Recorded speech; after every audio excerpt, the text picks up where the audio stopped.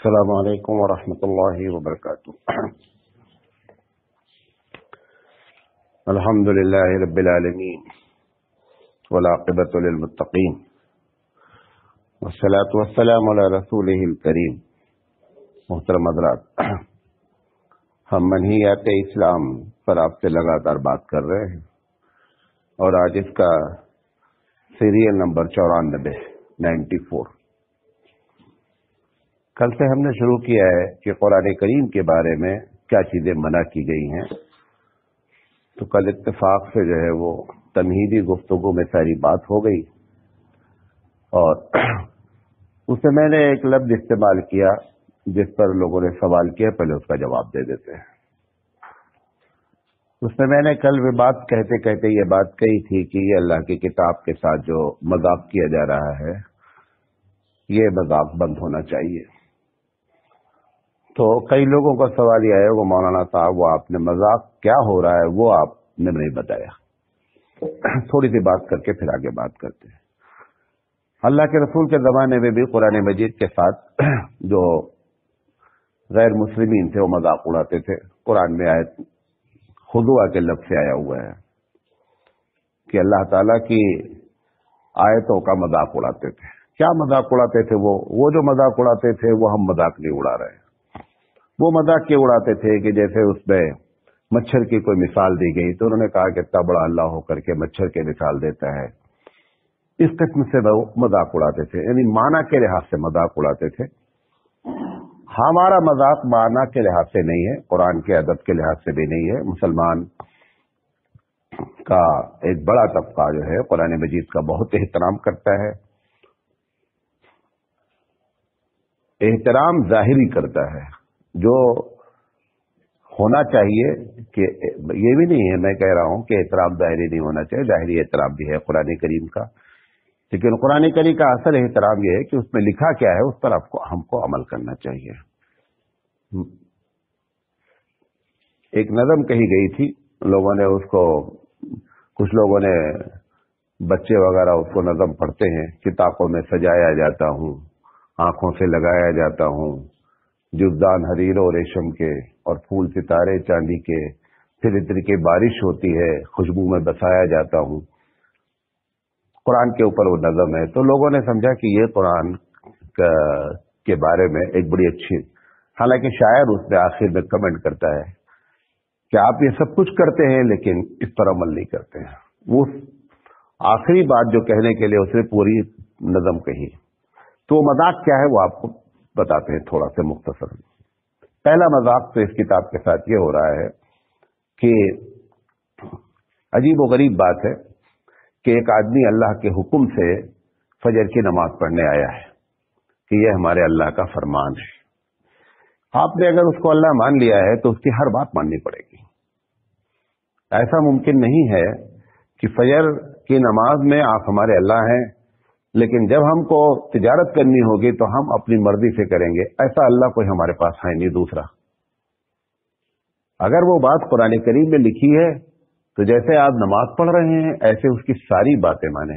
دنیا کی کوئی آرگنائزیشن، کوئی اسکول، کوئی تنظیم، کوئی ادارہ آپ یہ کہیں کہ سر میں آپ کے یہاں 8 گھنٹہ جاب کروں گا، اس جاب میں 4 گھنٹے تو آپ کا پابند رہوں گا لیکن 4 گھنٹہ میں آزاد رہوں گا، میں جیسا چاہوں عمل کروں، بولے گا دروازہ کھلا، نکل جائے یہاں سے۔ ہمارے یہاں اگر آپ کو جاب کرنی ہے تو آپ کو 8 کے 8 گھنٹہ ہمارے ماتحت رہنا ہے۔ قرآن آپ نے اللہ اس کو مان لیا تو یہ نہیں ہوگا کہ جمعہ پڑھنے ہم آئیں گے کیونکہ قرآن میں لکھا ہے۔ وہ کہہ رہا ہے کہ 2 مسلمان اگر آپس میں ٹکرا جائیں، قرآن مجید کہتا ہے کہ اگر 2 آدمی ایک دوسرے سے بات کسی معاملے میں ڈسپیوٹ ہو گیا ہے تو سب سے پہلے دیکھیں کہ ہمارا اللہ ہم سے کیا کہتا ہے، اللہ کا حکم کیا ہے۔ یہ کہنے کے بجائے آپ بولتے ہیں ہم FIR کریں گے، سپریم کورٹ تک لڑیں گے، یہ مسئلے کا حل نہیں ہے۔ پہلے دونوں کے منہ سے ہی نکلنا چاہیے کہ چلو بھائی ہم بھی غلطی کر سکتے ہیں، آپ بھی کر سکتے ہیں، چلو ہمارا اللہ کیا کہہ رہا ہے۔ یہ بات ہمارے اندر نہیں موجود ہے۔ قرآن مجید کہتا ہے وَمَن لَّمْ يَحْكُم بِمَا أَنزَلَ اللَّهُ فَأُولَٰئِكَ هُمُ الْكَافِرُونَ، کہ جو اللہ کے بتائے ہوئے طریقے سے فیصلے نہیں کرتے ہیں وہی تو کافر ہے۔ ہم یہ ڈیلی کر رہے ہیں، हमारी औरतों के बाप अदालतों में निकाह और तलाक का मसला लेकर के गए हैं। दोनों पार्टी तो मुसलमान होगी ना भाई, निकाह का मामला डिस्प्यूट हुआ है या तलाक का, उधर भी मुसलमान इधर भी मुसलमान। वहां जाकर के किससे फैसला कराना है? उससे फैसला कराना है जो इस्तिंजा नहीं लेता है। फैसला किसका करेगा? जो बगैर वजू के उस किताब को छूता नहीं है। तो ये पहला मजाक है कि कुरान मजीद की बाद आयतों को माना का जा रहा है। जहां जहां हमारा बेनिफिट टकराता है, मफाद टकराता है, हम वहां अपने कानून के तहत है। अब मिसाल के तौर पर आपको मैंने बताया था, इंग्लैंड से एक मसला आया कि एक औरत ने सवाल किया। देखिए, जिनको आप समझते हैं कि वहां बहुत बददीनी है, वहां जो लोग दीनदार हैं वो आपसे 1000 गुना अच्छे, भी नोट कर ले आज। ठीक है, बददीनी भी अपनी जगह होगी, लेकिन उतने उस माहौल में भी जो है ना, उस कीचड़ में भी कमल हजारों खिले हुए हैं, ऐसा नहीं है। उस औरत ने मुझसे सवाल किया, इंग्लैंड से सवाल आया कि हमारे यहां अगर कानूनी लिहाज से, ऐसा यूरोपियन कंट्रीज में बहुत से मुल्कों में है कि अगर शौहर ने तलाक दे दिया तो ऐसी शक्ल में जो है उसकी प्रॉपर्टी का कुछ हिस्सा जो है ना वो बीवी को जाएगा। तो उसने ये कहा कि कानूनी लिहाज से मेरा शौहर अगर मुझे तलाक देना चाह रहा है, नहीं रखना चाह रहा है मुझे, तो वो जो हिस्सा आ रहा है इसका शरई हुक्म क्या है? हमने कहा, आप ईमान मुल्क के कानून पर लाई हैं या अल्लाह के कानून पर लाई हैं? किस पर आप ईमान लाए हैं? आप अल्लाह कह रहा है कि 3 महीने के बाद तुम्हारा उससे कोई रिश्ता नहीं है, तलाक हो गई, XYZ आप लेडी बन गई, वो एक आदमी है, आप एक औरत हैं, 3 महीने का खर्चा उसके दिन में, उसके बाद उसकी किसी प्रॉपर्टी में आपका कोई हिस्सा नहीं है। वहां से जवाब देती हो कि मैंने लिख करके दे दिया, हालांकि कानून उसके फेवर में है और पैसा आ रहा है, प्रॉपर्टी आ रही है, कि अगर हमारा अल्लाह मना करता है तो मुझे ऐसी प्रॉपर्टी पे लानत है। इसको कहते हैं ईमान लाना अल्लाह की किताब पर। और इसको कहते हैं कि जब आपके मफाद से टकरा रहा है उस वक्त हम किसको पकड़ेंगे? हम अल्लाह की किताब को पकड़ेंगे, मफाद छोड़ेंगे। हिंदुस्तान में जो अभी कानून बना नहीं बल्कि मेंबर ऑफ पार्लियामेंट ने पास किया है कि अगर औरत को तलाक दे दी गई तो ऐसी शक्ल में 3 साल की उसको सजा हो जाएगी। जिस औरत को तलाक दी गई, 3 तलाक दे दी गई, उस औरत का अदालत तक या पुलिस स्टेशन तक जाना कि मेरे शौहर ने मुझे तलाक दी ताकि इसको जेल हो जाए, इसका जाना एक एक कदम हराम है। ठीक है, कानून आपके फेवर में है, लेकिन आपका संविधान, आपका कॉन्स्टिट्यूशन, अल्लाह की किताब पहले है।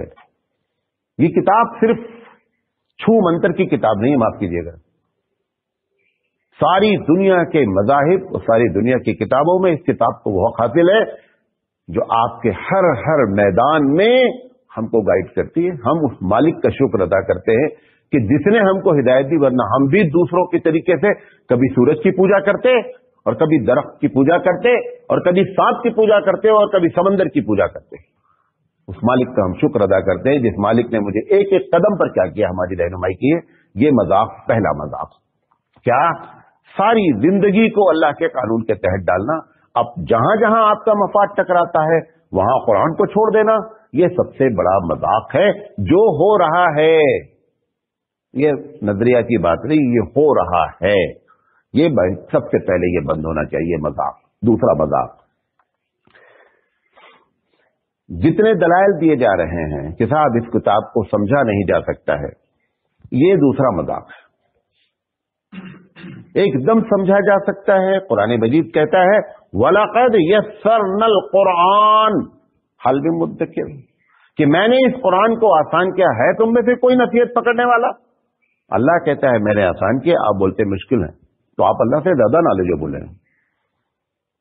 आपका कमेंट रब्बे जुल जलाल पर है कि मालिक तूने ऐसी किताब दी है जो हम जैसे जीनियस किस्म के लोग समझ नहीं सकते। आप अपने आप को जीनियस जानते हैं ना, अशरफुल मखलूकात बोलते हैं ना।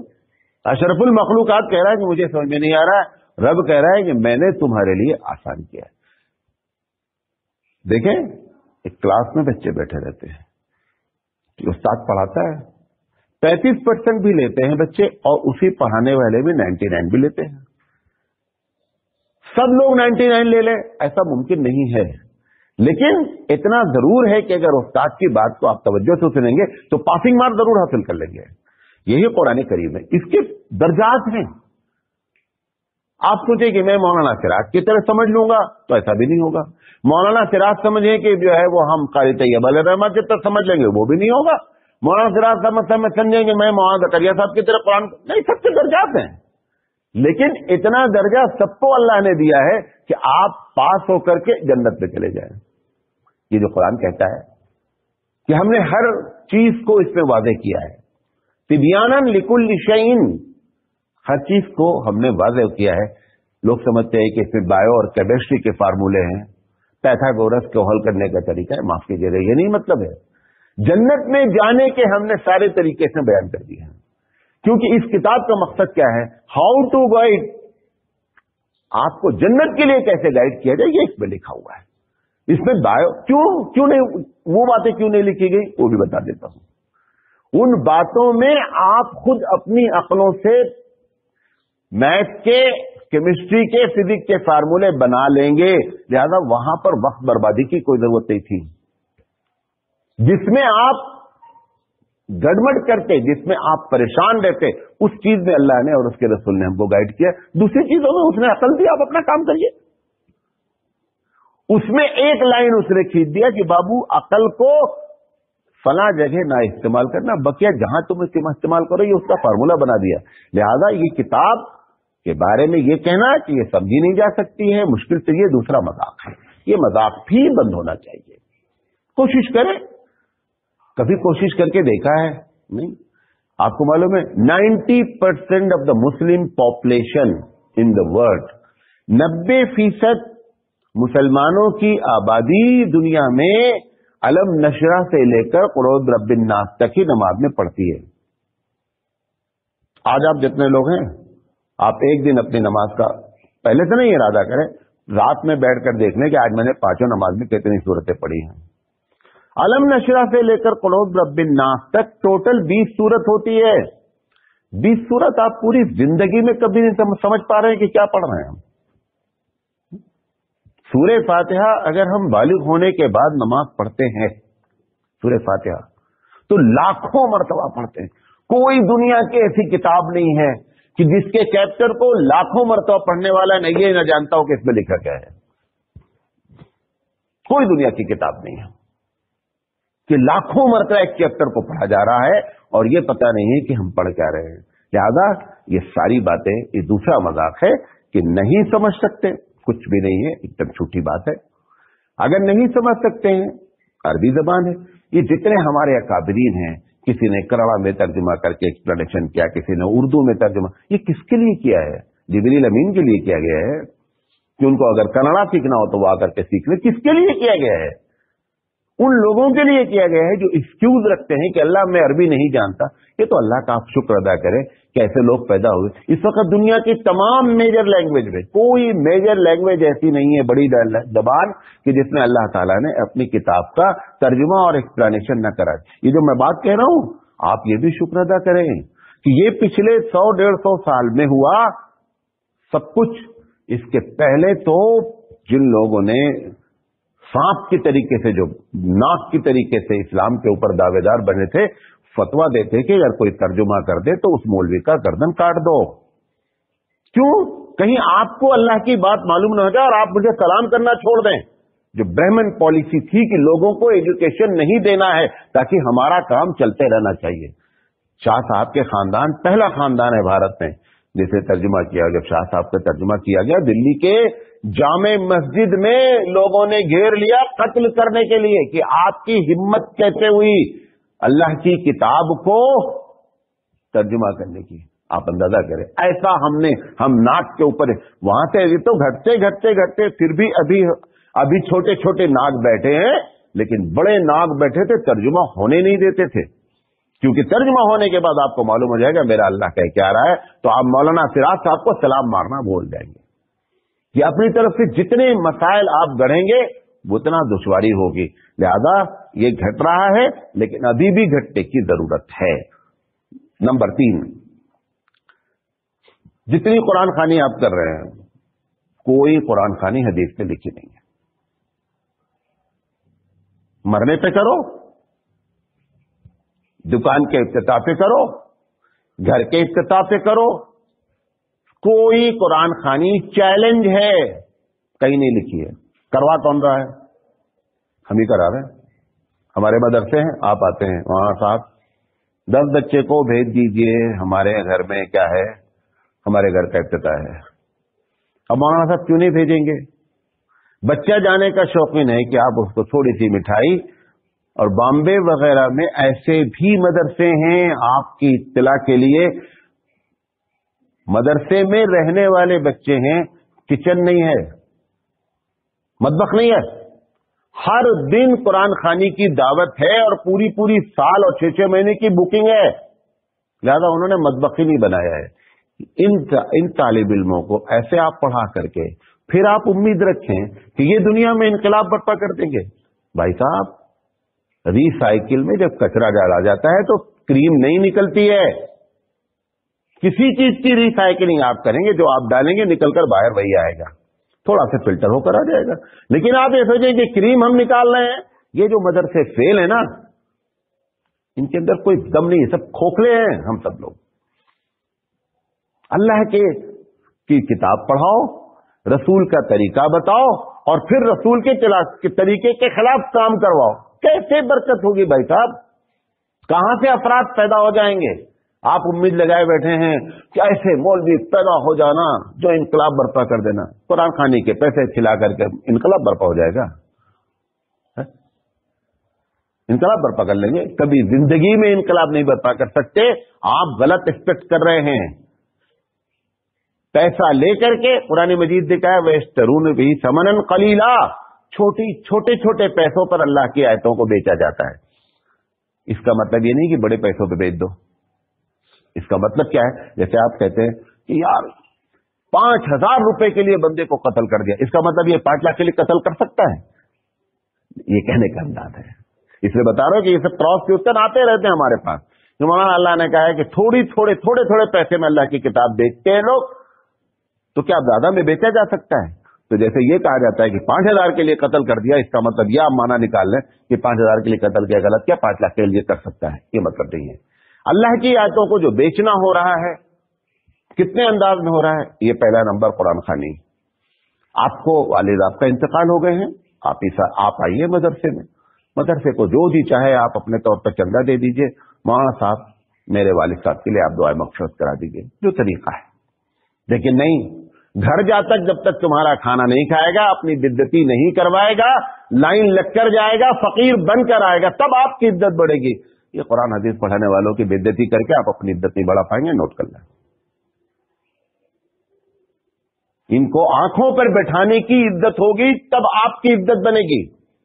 अगर इनको बेइज्जत करके आप सोचें कि मैं दुनिया में इज्जत हासिल कर लूंगा, कभी इज्जत नहीं हासिल होगी। मैं दफ्तर जब से आया हूं मैंने बंद कर दिया, हमने कहा कुरान खानी नहीं जाएंगे हमारे बच्चे। बहुत से लोगों ने चंदा बंद कर दिया। मतलब आप चंदा दे रहे थे कि मौलाना साहब, जैसे होता ना कि भाई हमारे ताल्लुकात रहना चाहिए, मौलाना साहब से कभी वक्त जरूरत पड़ेगी मसला पूछ लेंगे, हैं? चंदा आप इसलिए दे रहे हैं कि हम तुम्हारे काम आए। चंदा दे रहे हो रब के लिए, हमसे बदला ले। कितना घटिया तुम्हारा इरादा है, कितनी घटिया सोच है कि जो चीज रब हजारों करोड़ों और अनगिनत चीजों में देना चाहता, आप मौलाना से कुरान खानी के नाम पे लेना चाहते हैं। कितनी घटिया सोच है। आप ज़कात दे रहे हैं, अल्लाह के लिए दे रहे हैं। नहीं, हमको आए, उन्होंने कहा मैं इस बार चंदा नहीं दूंगा। हमने कहा नोट कर ले, फकीर तुम भी हो, फकीर हम भी हैं। तुम भी फकीर हो, तुम ज्यादा छोटे फकीर हो, मैं बड़ा फकीर हूं। कुरान मजीद ने क्या कहा है कि तुम सब फुकरा हो, अंतुमुल फुकरा, तुम सब फकीर हो। गनी कौन है? रब्बे दुल जलाल है। तुम अपना चंदा बंद करके बच्चों मदरसा बंद हो जाएगा। ऐसे बहुत से बड़े बड़े दुनिया वालों ने ये बातें कही हैं। उन फकीरों ने मदरसे को कायम रखा और उन बादशाहों के किले पर कुत्ते पेशाब करते हैं। भूल जाए, अपने इन पैसों का बदला दुनिया में नहीं तलब करें, बंद कर दें चंदा। जितनी कुरान खानी आप करा रहे हैं, टोटल कोई भी चीज, अच्छा मालूम हो जाए अभी मदरसे वाले कोई पैसा नहीं देगा, कुरान खानी नहीं भेजेंगे, उनको मालूम है कि हम कुरान खानी करा रहे हैं तो हमको पैसा मिलेगा। بچے خوش ہیں کہ ہم کو مٹھائی ملیں گے، چھوٹے بچے ہیں، ان کو چاکلیٹ پہ خریدا جا رہا ہے، مٹھائیوں پہ خریدا جا رہا ہے. کتنا نقصان ہوتا ہے معلوم آپ کو؟ جب بچہ قرآن خانے میں جاتا ہے، ہمارا پیریڈ چھوٹتا ہے، کلاس چھوٹتی ہے، سب کچھ ہوتا ہے، تمہارے یہاں فقیر بن کے جاتا ہے. بہت زیادہ تم کو شوق ہے، بہترین قسم کا کھانا بنائیے کہ مولانا صاحب آج دوپہر میں آپ کھانا نہیں بنائے، میں اپنی طرف سے، میرا بچہ کامیاب ہوا ہے، میری دکان افتتاح ہوئی، میں کھانا لے کر کے آؤں گا، خوشی میں کھلاؤں گا. ارے بچوں کو عزت دو، احترام دو یار. تمہارے دروازے پہ لائن لگا کر کے جا کر کے کھانا کھا کر کے آوے، تم کو بڑا شوق ہے. ان کی بے عزتی کر کر اپنی عزت نہیں کر پائیں گے. یہ مذاق کہاں کہاں ہو رہا ہے آپ کو معلوم ہے؟ ایک آدمی مر جاتا ہے، 40 دن تک اس کے دروازے پہ، اس کے گھر پہ جا کر کیا کرتا ہے وہ؟ حافظ کو بولتا پڑھاتا ہے.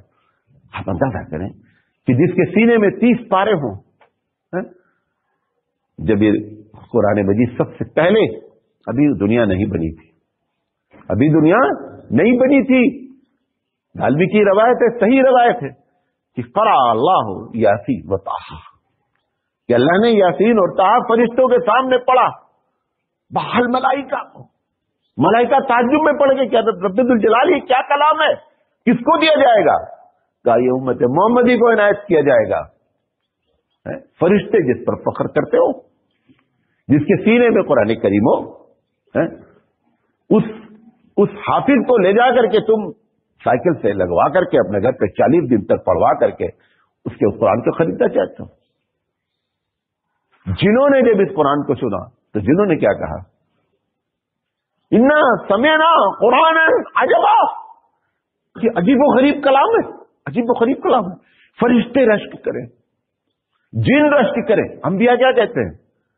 انبیاء کہتے ہیں کہ کاش میں امت محمدی کا ایک فرد ہوتا. حدیث سب سنا ہے؟ کیوں تمہارا ڈی جے سننے کے لیے امت محمدی کا فرد ہونا چاہتے ہیں کہ تم بہت اچھا ڈی جے بجاتے ہو؟